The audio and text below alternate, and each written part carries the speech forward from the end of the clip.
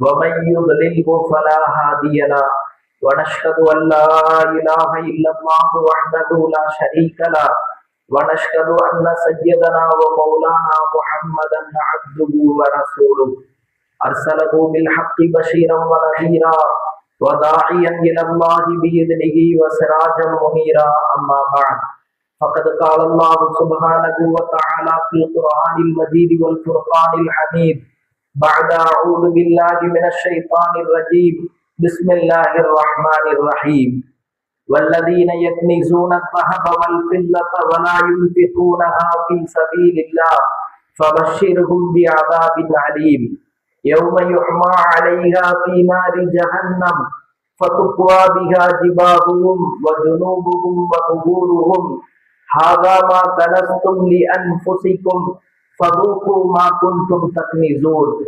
وقال النبي صلى الله عليه وسلم في حديثه المبارك اليد العليا خير من اليد السفلى أو كما قال عليه الصلاة والسلام. அளவற்ற அருளாளனும் நிகரற்ற அன்புடையோடுமாகிய எல்லாம் அல்ல அல்லாஹுவின் திருப்பெயர் கூறி எனது வார்த்தைகளை ஆரம்பம் செய்கிறேன். சலாம் என்னும் கருணையும் சலாத் என்னும் ஈடேற்றமும் ஈருலக தலைவர் எம்பெருமானார் ரசூலை கரீம் ஸல்லல்லாஹு அலைஹி வஸல்லம் அவர்களின் மீதும் அன்னாரின் வாழ்க்கையை அப்படியே பின்பற்றி வாழ்ந்த உத்தம சத்திய சகாபாக்கள், தாபியீன்கள், தபா தாபியீன்கள், சுகதாக்கள், சாலிகீன்கள், நாதாக்கள், நல்லவர்கள், இன்னும் இந்த புனித ஜுமாவுடைய நாளிலே இங்கு கூடி இருப்பவர்கள், இன்னும் கூட இருப்பவர்கள் நம் அனைவர்களின் மீதும் அல்லாஹுவின் அன்பும் அருளும் என்றென்றும் நின்று நிலவட்டுமாக என்று கூறி ஆரம்பம் செய்கிறேன். அஸ்ஸலாமு அலைக்கும் வரஹ்மத்துல்லாஹி தஆலா வ பரகாத்துஹு. கண்ணியத்திற்குரிய பெரியோர்களே, சகோதரர்களே, புனிதம் வாய்ந்த ரமலான் மாதத்தின் கடைசி ஜும்மாவில் இருந்து கொண்டிருக்கிறோம். சங்கையானவர்களே, இன்னும் ஓரிரு தினங்களில் புனிதம் வாய்ந்த இந்த மாதம் நம்மை விட்டும் பிரிய காத்திருக்கிற ஒரு தருணம். சங்கை குறித்தானவர்களே, இஸ்லாத்தின் மிக பெரும் கடமைகளான 5 கடமைகளில் 3 கடமைகளை அல்லாஹு தஆலா உடல் சார்ந்த வணக்கங்களாக அல்லாஹ்க்கி வைத்திருக்கிறார். ஈமான், அது உள்ளம் சார்ந்த ஒரு நம்பிக்கை. தொழுகை உடல் சார்ந்த ஒரு வணக்கம். ரமலானில் நாம் நோன்பு வைத்திருக்கிறோம். நோன்பு இதுவும் உடல் சார்ந்த வணக்கம். இன்னும் 2 செயல்கள், 2 அமல்கள் இருக்கிறது. அது பொருள் சார்ந்த வணக்கமாக இருந்து கொண்டிருக்கிறது. அதில் ஒன்றுதான் ஜகாத். ஒரு மனிதன் உடல் சார்ந்த வணக்கத்தையும் சரிவர செய்து பொருள் சார்ந்த வணக்கத்தையும் எப்பொழுது சரிவர செய்வானோ அப்பொழுதுதான் அல்லாஹ்வினுடைய திருப்பொருத்தத்திற்கு அவன் உரித்தானவனாக ஆக முடியும். சங்கை குறித்தானவர்களே, எனவேதான் செல்வம் என்ற அந்த வார்த்தையை குர்ஆனில் அல்லாஹ் தஆலா பயன்படுத்துகிற போது 2 விதமான வழிகளிலும் அல்லாஹ் பயன்படுத்துகிறார். ஒரு இடத்தில் வருகிறது வஇன்னஹு லிஹுப்பில் கைர். செல்வத்தை அல்லாஹ் தஆலா கைர் என்ற அந்த வார்த்தையின் மூலமாக சொல்லுகிறார். கைர் என்று சொன்னால் சிறந்தது, நல்லது. இன்னொரு கோணத்தில் செல்வத்தை பற்றி அல்லாஹ் சொல்லுகிற போது இன்னமா அம்வாலுக்கும் அவுலாதுக்கும் ஃபித்னா. உங்களது செல்வமும் உங்களது குடும்பமும் குழந்தை செல்வங்களும் ஃபித்னா, அது குழப்பம், அது சோதனை என்று சொல்லுகிறார். அப்ப அல்லாஹ் தஆலா குர்ஆனில் 2 வார்த்தைகளையுமே பயன்படுத்துகிறார். நல்லது என்ற பதமும் வருகிறது, சோதனை என்ற அந்த வார்த்தையும் வருகிறது. இதற்கு என்ன விளக்கம்? எப்பொழுது ஒரு மனிதன் தான் சம்பாதிக்கிற செல்வத்திலிருந்து அதற்குண்டான கடமைகளை, அல்லாஹ் சொல்லுகிற அந்த கடமைகளை ஜகாத், சதகா, தான தர்மங்கள் மூலம் எப்பொழுது நிறைவேற்றுவானோ அவனுக்கு அந்த செல்வம் கைர், அது நலவானதாக ஆகிவிடும். எப்பொழுது ஒரு மனிதன் தான் சம்பாதிக்கிற செல்வத்திலிருந்து அல்லாஹ் சொல்லக்கூடிய கடமைகளை, அது ஜகாத் ஆகட்டும், சதகா, தான தர்மமாகட்டும், அவைகளை எப்பொழுது மனிதன் விட்டு விடுவானோ அந்த செல்வம் அந்த மனிதனுக்கு ஃபித்னா, குழப்பமாக, சோதனையாக ஆகிவிடும். எனவே சங்கையானவர்களே, நாம் நமது செல்வத்திலிருந்து தான தர்மங்களை கொடுக்க வேண்டும். அதனாலதான் அல்லாஹ் தஆலா முதல் விஷயமே செல்வத்தை பற்றி எங்கெல்லாம் வருகிறதோ அங்கெல்லாம் அல்லாஹ் சொல்லுகிற போது நீங்கள் சம்பாதித்த செல்வம் என்று சொல்லவில்லை, நீங்கள் உங்களது செல்வத்தை செலவு செய்யுங்கள், மிம்மா ரஸக்னாகும், நாம் உங்களுக்கு கொடுத்ததிலிருந்து என்று அல்லாஹ் சொல்லுகிறார். எந்த மனிதனும் நினைத்து விடக்கூடாது என்னுடைய திறமையில் வந்த செல்வம் இது, நான் சம்பாதித்த செல்வம் இது என்று நினைத்து விடக்கூடாது. அல்லாஹ் எனவே நான் நமக்கு விளங்கப்படுத்துகிறான், நான் உங்களுக்கு தந்த செல்வத்திலிருந்து நீங்கள் செலவு செய்யுங்கள் என்று சொல்லுகிறார். சங்கையானவர்களே, அல்லாஹ் தந்த செல்வம், அதற்குண்டான கடமைகளை நாம் எப்பொழுது சரியாக நிறைவேற்றுவோமோ அந்த செல்வம் அந்த மனிதனுக்கு நலவானதாக, அந்த செல்வத்தை கொண்டு நலவுகள் அந்த மனிதனுக்கு கிடைக்கக்கூடியதாக இருக்கிறது. அதனாலதான் ஜக்காத்துங்கிற அந்த வார்த்தைக்கு உலமாக்கள் விளக்கம் சொல்லும் போது ரெண்டு விஷயத்தை சொல்றாங்க. ஒண்ணு, ஜக்காத் என்று சொன்னால் தூய்மைப்படுத்துதல் என்று அர்த்தம். எப்பொழுது ஒரு மனிதருக்கு ஜக்காத் கொடுக்கும் அளவு வசதி வந்து விடுகிறதோ அதற்கு பிறகும் அவர் அந்த ஜக்காத்தை நிறைவேற்றவில்லை என்று சொன்னால் அவரது செல்வம் அசுத்தம் அடைந்து விடுகிறது. ஜக்காத்தை நிறைவேற்றுவதன் மூலமாக அவரது செல்வம் பரிசுத்தம் அடைகிறது.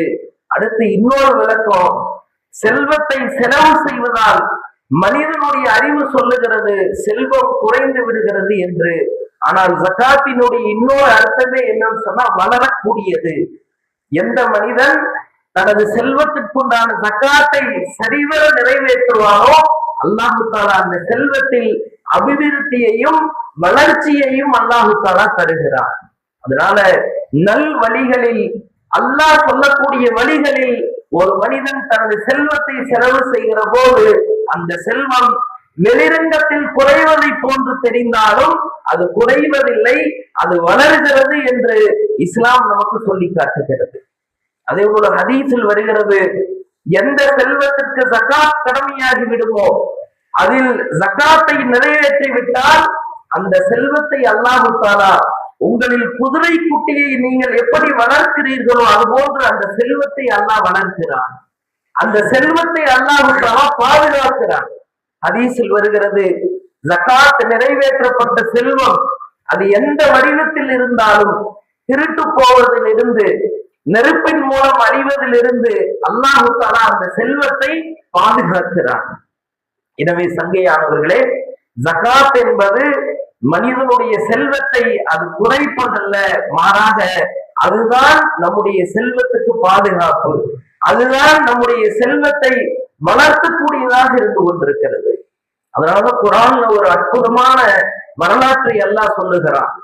இந்த உலகம், இந்த பூமி வரலாற்றிலேயே 2 தடவை தான் பூமி பிளந்திருக்கிறதாமா.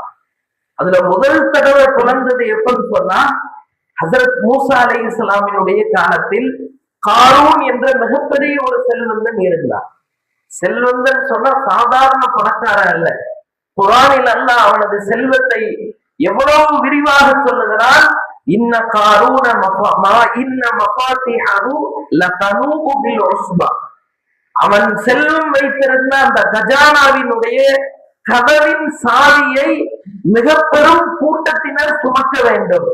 கஜானாவை சுமக்கிறதுல, கஜானாவினுடைய அறையின் கதவில் பூட்டப்பட்டிருந்த சாவி எவ்வளவு வெயிட்டானது, எவ்வளவு உயர்ந்தது என்று சொன்னால் பலசாலிகளுடைய ஒரு கூட்டம் அந்த சாவியை சுமக்க வேண்டும். அந்த சாவியே அவ்வளவு பெருசுனா அந்த கதவு எவ்வளவு பெருசா இருக்கோ, அந்த கதவை தாங்கி கொண்டிருக்கிற கட்டிடங்கள் எவ்வளவு பெரிதாக இருக்கும், அந்த கட்டடத்துக்குள்ள இருந்த செல்வம் எவ்வளவு இருக்கும். இவ்வளவு பெரிய செல்வந்தன் ஹஜ்ரத் மூசா அலைஹிஸ்ஸலாம் அல்லாஹ்வின் கட்டளையை அவனுக்கு சொல்லுகிறார்கள், உனது செல்வத்திலிருந்து நீ அல்லாஹ் சொல்லக்கூடிய அந்த ஜகாத்தை நிறைவேற்று. பொதுவா காசு வந்துட்டாலே மனுஷனுக்குள்ள அந்த கஞ்சத்தனம் ஒட்டிக்கும் அப்படின்னு சொல்லுவாங்க. சில மனிதர்கள் தான் எவ்வளவு செல்வம் வந்தாலும் அவர்களது இயற்கை குணம் ஆரம்பத்துல எப்படி இருந்ததோ அதே போல இருக்கும். காரூன்னு சொன்னாராமா, என்ன மூசாவே திடீர்னு வந்தீங்க, வந்து அல்லாஹ் சொல்றா செலவு பண்ணுங்கிறீங்க சொன்னாராமா. கால இன்னமா ஊதீதுஹு அலா இல்மின் இன்தி. எனது செல்வமும் எனது அறிவும் எனது திறமையால் வந்தது. எனக்கு அல்லாஹ் ஒன்றும் தரல. நான் செல்வத்தை என்ன செய்ய முடியாது, நீங்க சொல்ற வழியில ஜகாத்தாக செலவு செய்ய முடியாது. சங்கையானவர்களே, எப்பொழுது மனிதன் அல்லாஹ்வினுடைய கட்டளைகளை இந்த உலகத்தில் நிறைவேற்றுவானோ அந்த மனிதனுக்கு நிம்மதி, சந்தோஷம் கிடைக்கும். எப்பொழுது ஒரு மனிதன் இந்த உலகத்தில் அல்லாஹ்வுடைய கட்டளையை உடைத்து மகிழ்ச்சியாக வாழ வேண்டும், சந்தோஷமாக இருக்க வேண்டும் என்று நினைப்பானோ கண்டிப்பாக அல்லாஹ் தஆலா அவனுக்கு அதில் சந்தோஷத்தை, மகிழ்ச்சியை வைப்பதில்லை. என்னாச்சு? அல்லாஹ்வே குர்ஆன்ல சொல்றார், ஃபஹஸப்னா பிஹி தாரிஹில் அருள். எந்த செல்வத்தை வைத்துக் கொண்டு அவன் இது எனது செல்வம், நான் செலவு செய்ய முடியாது என்று இருமாப்பு கொண்டானோ அந்த செல்வத்தையும் அவனையும் பூமியை பிளக்க செய்து நாம் பூமியில் புதையுறைய செய்து விட்டோம். பூகம்பம் வந்தது, பூமி பிறந்தது, காரோனும் அந்த குழியில் விழுந்து அழிந்தான், அவனுடைய செல்வங்களும் அழிந்தது. இன்னைக்கும் அந்த பகுதியில சொல்றாங்க, அந்த முழு நாட்டுடைய குப்பையையும் அந்த இடத்துலதான் கொண்டு போய் கொட்டுறாங்களாமா. நைட்ல கொண்டு போய் கொட்டிட்டு வருவாங்க, காலையில போய் பார்த்தா குப்பையெல்லாம் உள்ள போயிருமாமா. இன்றைக்கு வரைக்கும் அல்லாஹ்வினுடைய கட்டளை பூமி புதையுண்டு கொண்டுதான் இருக்கிறது. சங்கையானவர்களே, பார்வோன் நான் செல்வத்தில் உள்ள அந்த கடமைகளை செய்ய மாட்டேன் என்று சொன்னான். அல்லாஹ் தஆலா பூமியை புதையுற செய்து தனது தண்டனையை அல்லாஹ் நிறைவேற்றினான். இது முதல் சந்தர்ப்பம். பூமி பிளந்த இரண்டாவது சந்தர்ப்பம் நமக்கெல்லாம் தெரிஞ்ச விஷயம்தான். அன்னை ஹாஜிரா அலைஹிஸ்ஸலாம் பச்சிலம் குழந்தை ஹஜரத் இஸ்மாயில் அலைஹிஸ்ஸலாம் அவர்களோடு அந்த ஹஜ்ஜுடைய அந்த இடங்களில் என்ன செய்யறாங்க, தண்ணீரை தேடி அலைகிறார்கள். அந்த சஃபா குன்று மர்வா குன்றுக்கும் இடையில் தண்ணீரை தேடி ஓடுகிறார்கள். அந்த வெயிலுக்கு பாலைவனத்துல பார்த்தா தண்ணி இருக்கிற மாதிரி தெரியுது. இங்கிருந்து அங்கு செல்கிறார்கள், அங்கிருந்து இங்கு செல்கிறார்கள். பச்சிலம் குழந்தை தாகத்தில் துடிக்கிறது, தண்ணீர் இல்லை. அல்லாஹ் எவ்வளவு பெரிய உதவியை செய்தான். ஹஜரத் இஸ்மாயில் அலைஹிஸ்ஸலாமினுடைய காலடியில் பூமி பிளந்தது, ஜம்ஜம் தண்ணீர் ஊற்று வெளியானது. அன்னைக்கு வெளியான அந்த தண்ணீர் இன்றைய வரைக்கும் குன்றாமல் குறையாமல் தண்ணீர் வந்து கொண்டே இருக்கிறது. ஒவ்வொரு நாளும் எத்தனையோ லட்சம் லிட்டர்கள் அந்த ஜம்ஜம் நீரூற்றிலிருந்து தண்ணீர் எடுத்து முழு உலகத்திற்கும் சப்ளை செய்யப்படுகிறது.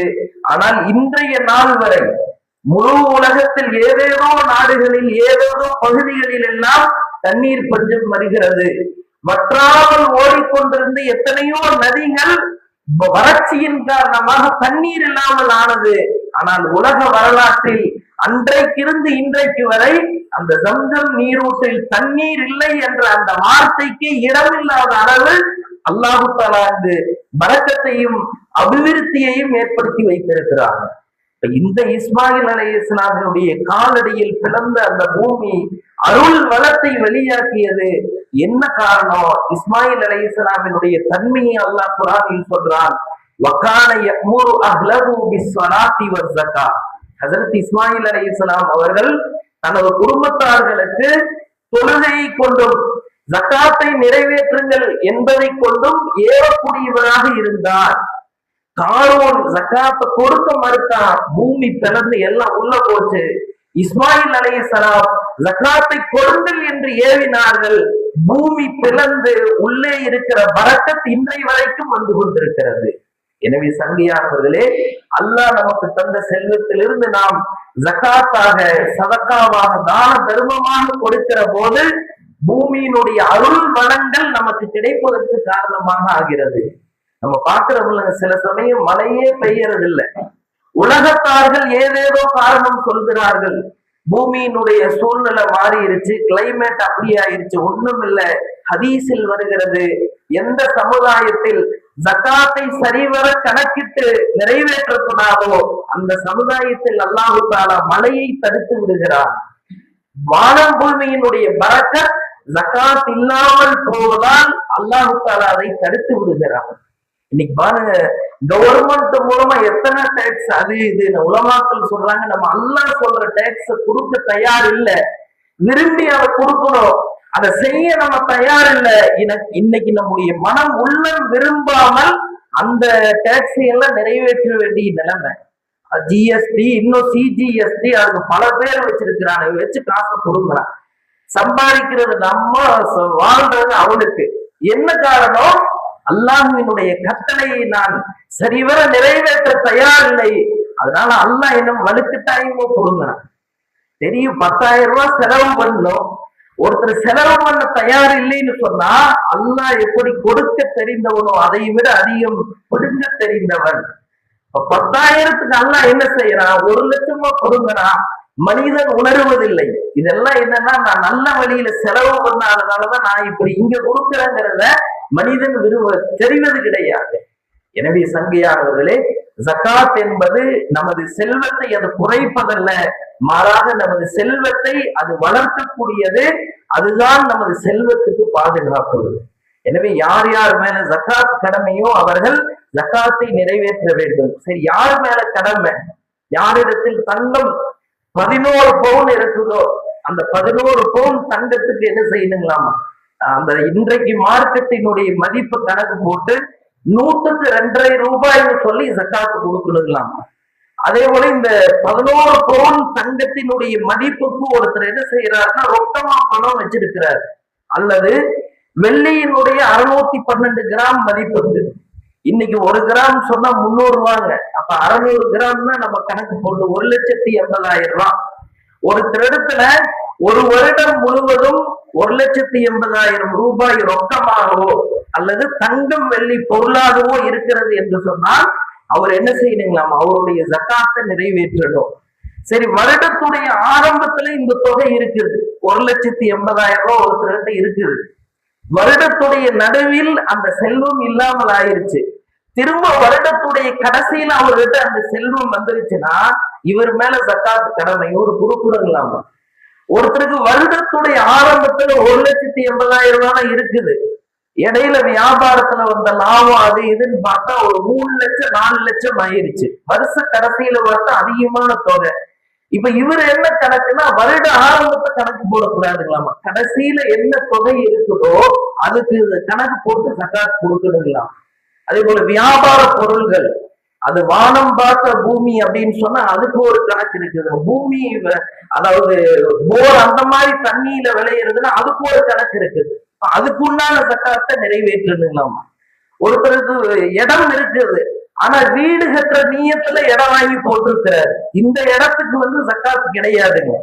அதே ஒருத்தர் இடத்தை விற்கிற நோக்கத்துல வாங்கி போட்டிருக்கிறார், விற்கலாம் அப்படின்னு சொல்லி, இப்ப அந்த பூமி எவ்வளவோ அந்த மதிப்புக்கு ஜகாத் கொடுக்கணுங்களாம். அதே போல ஒருத்தர் வாகனம் வச்சிருக்கிறார், அந்த வாகனம் வாடகைக்கு போகுது, அது மூலமா வருமானம் வருது, அந்த வாகனத்துடைய மதிப்புக்கு ஜகாத் இல்ல, வாகனத்திலிருந்து என்ன வருமானம் வருகிறதோ அந்த வருமானத்துக்கு ஜகாத்தை கொடுக்கணுங்களாமா.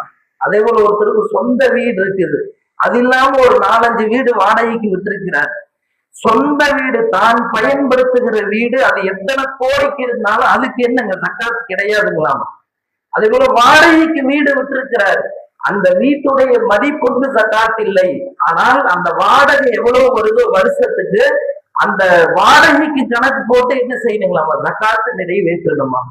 இப்படி நம்முடைய ஒவ்வொரு வருவாய்க்கும் எந்த வழியில் இருந்தெல்லாம் மனிதனுக்கு வருமானம் வருகிறதோ அந்த ஒரு வருஷத்தை கணக்கு போட்டு என்ன செய்யணும்? ஜகாத் கொடுத்துடணுமா. யார் இந்த ஜகாத்தை கொடுத்து விடுவார்களோ அவர்களது செல்வம் பாதுகாப்பாக இருக்கும், அவர்களது செல்வத்தை அல்லாஹ் வளர்த்தி கொண்டே செல்லுவான். குர்ஆன்ல ஒரு இடம் 2 இடம் அல்ல, பல இடங்களில் அல்லாஹ் சொல்லுகிறான், செல்வத்தை செலவு செய்யுங்கள், நான் உங்களுக்கு அபிவிருத்தியை ஏற்படுத்துகிறேன். குர்ஆன்ல ஒரு இடத்துல அல்லாஹ் சொல்றான், மஸலுல் லதீன யுன்ஃபிகூன அம்வாலஹும் ஃபீ ஸபீலில்லாஹ், எவர்கள் அல்லாஹ் தந்த செல்வத்திலிருந்து நல்வழியில் செலவு செய்கிறார்களோ அவர்கள் செலவு செய்வதற்கு உதாரணம் கமஸலி ஹப்பத்தின், ஒரே ஒரு நெல் மணியை போன்று. விவசாயி ஒரே ஒரு நெல்லைத்தான் பூமிக்குள்ள போடுறாரு, அதிலிருந்து நெல்லுல இருந்து என்னங்க செடி வெளியே வருது. அப்படி வெளியே வர்ற செடியில் என்னங்க 7 கதிர்கள் இருக்கிறது, ஒவ்வொரு கதிரிலும் 100 நெல்மணிகள் வருகிறது. அவர் பூமிக்குள்ள விதைச்சது என்னவோ ஒரே ஒரு நெல்மணி தான், ஆனா வெளியே வந்த 7 கதிர்களிலும் ஒவ்வொரு கதிரிலையும் 100, அப்ப 7 கதிரில 700 நெல்மணிகள். அல்லாஹ் இத சொல்லி சொன்னா நல்வழியில் நீங்கள் ₹1 செலவு செய்தால் நான் உங்களுக்கு அதை திரும்ப ₹700 திரும்ப தருகிறேன். உலகத்துல யாராவது அப்படி இருக்காங்களா? ₹1 வந்தா திரும்ப ₹700 திரும்ப அல்லாஹ்வை தவிர வேறு யாரும் கிடையாது. அல்லாஹ் சொல்லுகிறான், நான் தருகிறேன். இன்னொரு இடத்துல வருது, மன்தல்லதி யுக்ரிதுல்லாஹ கர்தன் ஹஸனா. உங்களை யார் அல்லாஹ்வுக்கு அழகிய கடன் கொடுப்பது யார்? அல்லாஹ் கேட்கிறான், எனக்கு அழகிய கடன் யாரு கொடுக்கிறீங்க? என்ன அழகிய கடன்னா என்ன? அல்லாஹ் சொல்லக்கூடிய நல் வழிகளில் நமது பொருளை செலவு செய்வது. உலகத்திலேயே பாக்குறவங்கள கடன் வாங்கியாச்சுன்னு சொன்னா அன்னைக்கோட தூக்கம் போயிடும். அந்த கடனை எப்போ ஒரு மனுஷன் நிறைவேற்றானோ அப்பதான் நிம்மதியான தூக்கம். உலகத்துடைய மனிதர்களே தான் வாங்கிய கடனை திரும்ப செலுத்தாதவரை நிம்மதி பெறமாட்டார்கள் என்றால், முழு உலகத்தை படைத்த அகிலத்தின் ரட்சகன் அல்லாஹ் நம்ம கிட்ட கேட்கிறார், நல் வழியில செலவு செஞ்சு எனக்கு கடன் கொடுங்க. அந்த கடனை அல்லாஹ் திரும்ப தராம இருப்பானா? பல் வழிகளில் அல்லாஹ் நமக்கு அதை திரும்ப தருவான். எனவே சங்கையானவர்களே, நல் வழியில நம்ம எப்ப செலவு செய்ய தயங்குவோமோ, செலவு செய்ய கை வராதோ, தேவையில்லாத வழிகள் அல்லாஹ் தஆலா என்ன செய்வான்? நம்முடைய செல்வத்தை செலவு செய்ய வைப்பான். எனவே நம்ம மேல சொன்ன மாதிரி யார் யாருக்கெல்லாம் என்னென்ன விதங்களில் எல்லாம் வருமானம் வருகிறதோ கணக்கு பார்க்க வேண்டும். கணக்கு பார்த்து அதற்குண்டான அந்த ஜகாத்தை நிறைவேற்ற வேண்டும். அதே போல இந்த ரமலான்ல நம்ம செய்யற இரண்டாவது இன்னொரு அமல் என்னன்னு சொன்னா சதகத்துல் ஃபித்ர். சதகத்துல் ஃபித்ர்னா என்ன? அதனுடைய நோக்கம் நபி ஸல்லல்லாஹு அலைஹி வஸல்லம் அவர்கள் சொன்னார்கள், ஹதீஸில் வருகிறது, ஃபரம ரசூலுல்லாஹி ஸல்லல்லாஹு அலைஹி வஸல்லம் ஜகாத்துல் ஃபித்ர். நபி ஸல்லல்லாஹு அலைஹி வஸல்லம் அவர்கள் ஒவ்வொரு ஆண், பெண், சிறுவர்கள், அடிமைகள், சுதந்திரமானவர்கள் அனைவரின் மீதும் சதகத்துல் ஃபித்ரை கடமையாக்கினார்கள். அதனுடைய நோக்கம் கஃபாரத்துல் லிஸாயிம் வ துஅமத்துல் லில் மசாகீன். நோன்பாளிக்கு நோன்பில் ஏற்பட்ட குறைகளுக்கு அது கஃபாராவாக இருந்து கொண்டிருக்கிறது. அதே போல ஏழைகளுக்கு அது உணவாக இருந்து கொண்டிருக்கிறது. நம்ம ஒரு மாசம் நோன்பு வச்சோம், நம்மை அறியாமல் நம்முடைய நோன்புகளில் பல குறைகள் ஏற்பட்டிருக்கலாம். அந்த குறைகளுக்கு உண்டான நிவர்த்தி தான் ஜகாத்துல் ஃபித்ர், சதகத்துல் ஃபித்ர். அதனால என்ன செய்யுது? சதகத்துல் ஃபித்ரையும் நிறைவேற்றலாம். ஒரு வீட்டுல 5 பேர் இருக்கிறாங்க, குடும்ப தலைவர் தான் அந்த 5 பேருக்கு பொறுப்பு. ஒரு நபருக்கு ₹90, ஒரு நபருக்கு ₹90. அப்ப 5 பேர் இருக்கிறோம்னு சொன்னா என்ன செய்யணுங்க? 5 × 90 5 45 ₹450 என்ன செய்யணுங்களாமா? சதகத்துல் ஃபித்ர் கொடுக்கணும். அதை எப்ப இருந்து கொடுக்கணும்? இன்னையிலிருந்தே, இப்பொழுதிலிருந்தே கொடுக்கலாம். ஆனா எப்ப நம்ம பெருநாள் தொழுகைக்கு வர்றோமோ அதுக்கு முன்னாடியே கொடுத்திருந்துங்களாம். நபி ஸல்லல்லாஹு அலைஹி வஸல்லம் அவர்கள் சொன்னார்கள், யார் பெருநாள் தொழுகைக்கு பிறகு அந்த சதகத்துல் ஃபித்ரை நிறைவேற்றுவாரோ அது சதகத்துல் ஃபித்ராக ஆகாது, அது சாதாரண சதக்காவாகத்தான் ஆகும். எனவே நம்ம என்ன செய்யணும்? முன்னாடியே முக்கியமா நம்முடைய சொந்தக்காரங்க, முடியாதவங்க, வறுமையில் இருப்பவர்கள், சிரமத்தில் இருப்பவர்கள், தேவையுடையவர்கள், அவர்களுக்கு அந்த தொகையை நாம் செலுத்த வேண்டும். அப்ப ஒரு ஈமான் எப்பொழுது நம்முடைய ஈமான் பூர்த்தி ஆகுதுன்னு சொன்னா, ஒன்னு இருக்கு பொருள் சார்ந்த வணக்கங்களை நிறைவு செய்வது, இன்னொன்று இருக்கிறது உடல் சார்ந்த வணக்கங்கள். இந்த 2 வணக்கங்களையும் நாம் எப்பொழுது நிறைவு செய்வோமோ அப்பொழுதுதான் நம்முடைய ஈமான் பரிபூர்ணமானதாக ஆகும். அதனால அல்லாஹ் சொல்றான், மனிதன் செல்வத்தின் மீது மட்டும் அதிகம் பிரியம் உடையவனாக இருக்கிறான். காசை செலவு பண்ணுங்க அப்படின்னு சொன்னாதான் அப்ப மனசு ரொம்ப தேடுப்பாம எப்படி பண்றது அப்படின்னு. சில மனிதர்களுக்கு அல்லாஹ் இயற்கையிலேயே அந்த தாராள தன்மையை வைத்திருக்கிறான். அவர்கள் உண்மையில் பாக்கியசாலிகள். அவர்களுக்கு அல்லாஹ் மீண்டும் மீண்டும் மென்மேலும் அருள் வளத்தை, அபிவிருத்தி அல்லாஹ் தஆலா அதிகப்படுத்தி கொண்டே இருப்பார்.